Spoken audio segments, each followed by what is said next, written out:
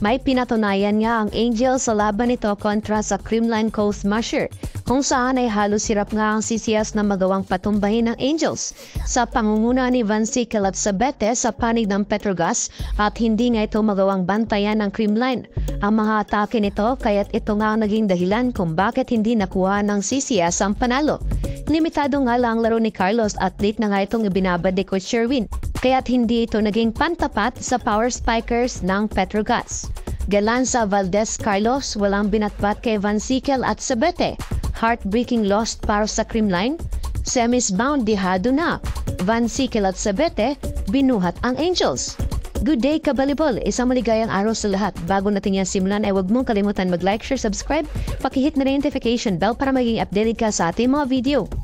Naging malaking pagkatalo nga ito para sa CCS nang hindi nila na-maintain ang kanilang momentum sa laban.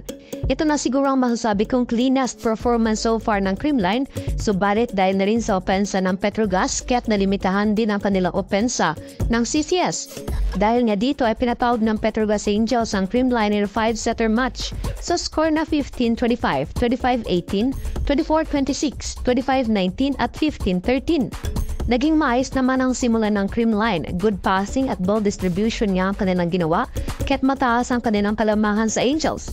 Subalit tila naging kulam nga ang ginawa ni Van Sickle dahil pinahirapan niya ito ang depensa ng Creamline. At hirap nga ang CCS na masolusyonan ang nagagawang damage ng Petrogas. Subalit simula nang ipinasok si Carlos ay umiba nga ang laro ng CCS sa third set. At siya nga ang umariba ng maraming puntos. Subalit huli na nga ang uminit si Carlos kaya't nakuha ng Angels ang momentum sa laban.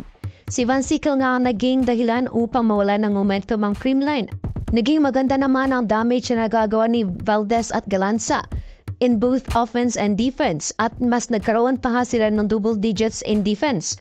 Subalit it was the best game of Sabete and Brooke Van Sickle nang sila nga ang naging main gunner ng koponan for both offense and defense. Sa pagtatapos nga ng laban ay si Brooke Van Sickle nga ang tinanghal na player of the game with triple-double performances in 29 points, 12 digs and 20 excellent reception. Ito na nga best performance so far ni Van Sickle at mukhang may pinatunayan nga ito sa CCS na kaya nilang burahin ang image ng Creamline.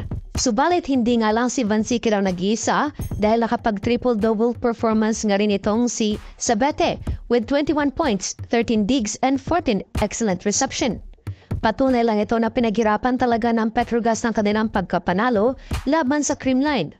Medyo dihado na nga ang tsansa ng CCS na makaapak sa Final Four kung patuloy ang ganitong performances. Mga kabalibol, nanginayang ka ba sa performance na nagawa ng Creamline? Kaya pa kaya ng Creamline na bumangon sa pagkakataong ito? Comment down below. Huwag kalimutan mag-like, share, subscribe at mag-hit ng comment. Hit mo rin notification bell para maging updated ka sa ating mga video.